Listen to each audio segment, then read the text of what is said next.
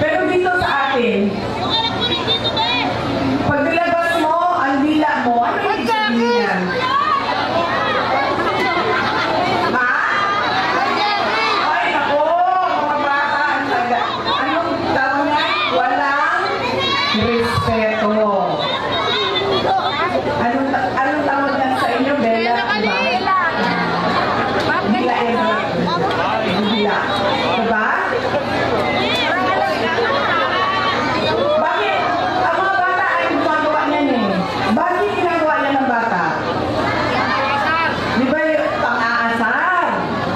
Ah? Ano pa? Parang sinasabi ng bata, sa'yo, nasa akin lahat, ikaw wala. Panalo ko, ikaw wala. Ganyan sa kultura nating mga Pilipino.